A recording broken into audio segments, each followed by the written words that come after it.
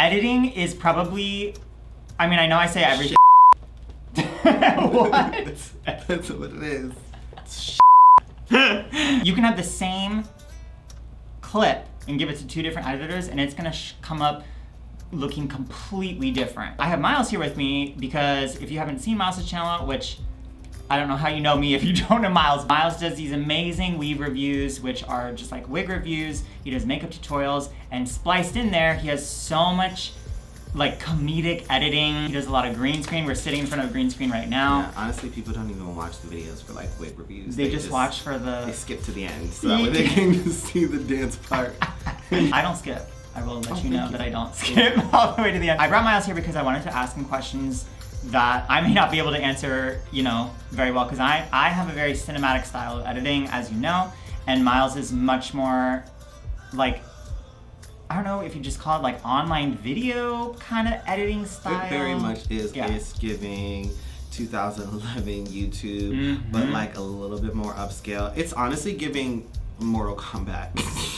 2D animation. Yeah, but it works. Like even though it doesn't look like, this is not meant to be shady, I mean, it really is like, it doesn't look professional. It's not like all, professional, but it's still so fun to watch. I try to put as many filters as possible so that way everything looks, if I'm looking flat and the background's flat, we're just gonna be flat together. When you're filming, do you have in your head Yes. how it's gonna look in the end, or do you kind of just come to it Yes. on your computer? It depends on like what the actual project is. Sometimes, like I did a Sailor Moon TikTok, I had to choreograph like how I was going to move so that way when I edited it, it looked like it flowed all together. So that's something a little bit more difficult, is like transformation sequences, because you have to remember where your body was, and that is like really hard to do. So I had to like write it down. Others, like more online YouTube kind of content, like sit down like this stuff, it's a lot easier to manipulate what I'm saying or how I'm saying it. And, you know, like maybe if I say something problematic, I can cut it out before I... If something sounds like, if my tone is off and like something doesn't sound right, like I can space it back out or, you know, crump it together so that way it sounds more coherent. The dancing tutorials are something that comes easy to me because it's just me like playing around. So like normally I'll already have like an idea in my head and a song, you know, in my head that I've wanted to use. Like, so, because most people, I don't know, like anybody out there, like when you listen to music, you picture I do that in your head. I do that 100%. Okay, and my music videos are vivid and very specific. Yep. Okay, so like I like already know what I'm doing, you know, or what I want to do in my mind, and it's wild to say that, but like I just film it and then I'm able to make that kind of come to life in some way. What do you decide to take out? Just cut out all the air, you know, the points where you're not talking. I love to get straight to the point, but sometimes I don't. Sometimes I fool around a bit in the beginning and then I'm like, okay, let's get into it. Hold on. How did I completely miss Miles slipping in a sex joke? Let's go watch it again real quick. I love to get straight to the point. I love to get straight to the point. But I love to get straight to the point. I love to get straight to the point, but sometimes I don't. Sometimes I fool around a bit in the beginning, and then I'm like, okay, let's get into it. But like for the most part, I like getting straight into the point. Just like a little foolishness. A little foolishness. Do you do that? Nonsense. Do you do that for yourself, or you do that because you see that the audience likes it? Both. Sometimes, you know, I need a little pick-me-up when I'm sitting in front of the camera. You know, I need to turn on. Because sometimes I'm not always in the mood when I'm filming. So, like, I have to, like, do dumb shit in the beginning so that way I feel a little bit more relaxed and comfortable. Right. And, like, it's like stretching. I ramble a lot, especially, like, when I don't have a script or anything to read off of. So, I will just keep going. Cut all that out. What is your outlook on when you watch another YouTuber who has a specific style? Like, how do you take that and not like steal it does outright? Steal it? I have one person in mind. It's World of Extra on YouTube. They also have TikTok and everything else. Yes. But he's like a really funny kid, okay? And he be editing the fuck out of his video. I be looking at this bitches videos, and I'm like, I really just want to steal your whole vibe and put myself in it because it's just so much fun watching his videos. I'm just like, I always have a good time. But he puts a lot of effort into it, and you can really tell. Yeah.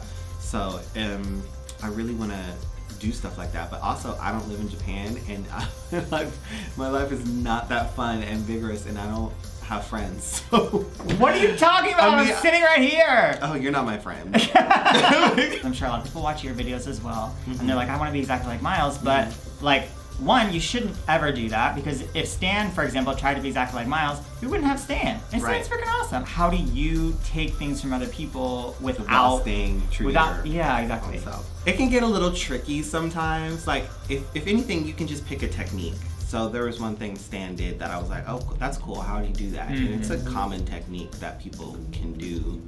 But I usually see it on GIFs. So when I saw it in his video, I was like, wait, did he unlock something? Like, bitch, what the fuck? For me, it's particularly just finding little techniques that you can use, but finding different ways to use them than the person that used them before you. If you saw a video, what would the video look like that would make you say, wow, the editing is so good? It's a video where I would like watch it and not be bored the whole way through. Dan edits, the way he edits is similar to me in the fact that it's just like very high energy. Although I did get Miles vibes. Recently. Yeah, not recently. I don't edit like that anymore. I've mellowed out a lot. His editing is like for people with ADHD. Like, you could sit and watch the videos and like pay attention to it the whole way through. But on the other side, Jackie's established, but her videos normally are 20 minutes long, 20-30 minutes long. And people love that shit, especially when she's doing like a tutorial or whatever. But I guess that's why we like interject it a little bit with memes here and there. Also, Jackie's just funny. Really, the way she talks through things, and also Jackie's videos, I think, are something that you kind of can put on in the background and watch too, especially while you cannot put like Mac or Stan's videos in the background at all. Well, sometimes I can. Oh, really? Sometimes I do, but like, it's one of those videos like if you're not watching it, you're gonna miss out because they'll do like a reaction face or something, some kind of visual quirk, and you won't see it. I actually have a video planned where I break down one of Stan's videos and analyze the storytelling behind it. You can click somewhere around here. I'll put a link to the video, so when you'll get an email notification when it comes out. What are the questions that you get asked the most about your editing? Literally, what editing software I use. What you're editing on can really make or break how your video turns out, honestly. But at the same time, like, it's not the end all be all. Certain editing programs have certain presets that are more available, like, and easier to see.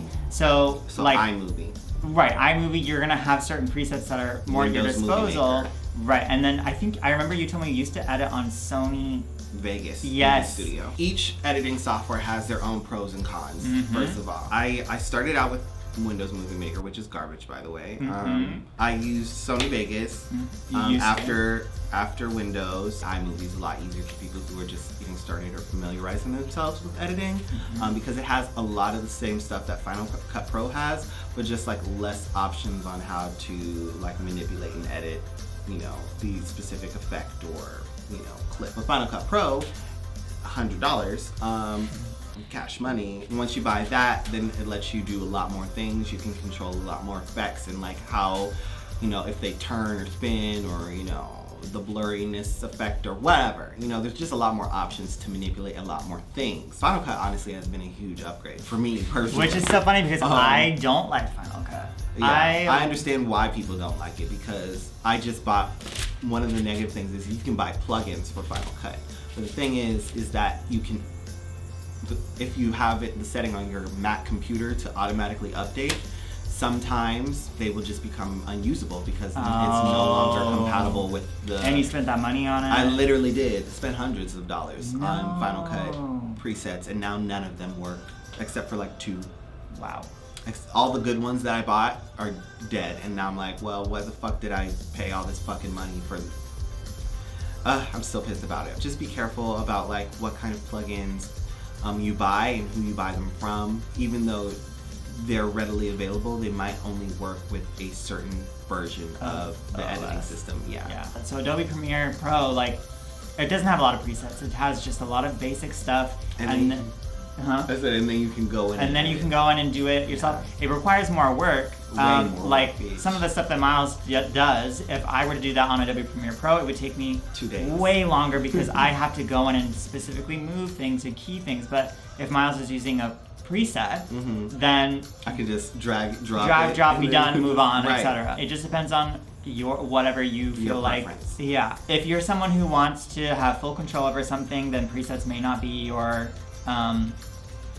best friend. Yeah. But if you just want to get videos out, not care about the specifics necessarily, presets are definitely a friend. It can help make a video look a lot more polished without you doing that much more work. It will be like, ooh. Yeah, or who'd you hire as your editor? What's your like editing software? That's one thing I don't like about Premiere Pro. It's one thing I do like and don't like. It gives you the control over everything, but then also like, bitch, that's a lot. Okay, so now I'm gonna twist this way. I'm gonna zoom in this way. But at the same time, if you like having a lot of control over everything, it's probably really good. And I'm one of those people, so I'm trying to learn how to like get used to it. Oh. But child, it's a lot. And my computer is like, you like making videos that are like long as fuck or something like that, and you got other shit on your, sorry, you probably going to bleep so Oh, I don't care. I was about to say, is this a family channel horror? Is it? Is it? Whore, slut? Oh. I don't think I've heard you say those words. You haven't? I'll call you a whore all the time. No.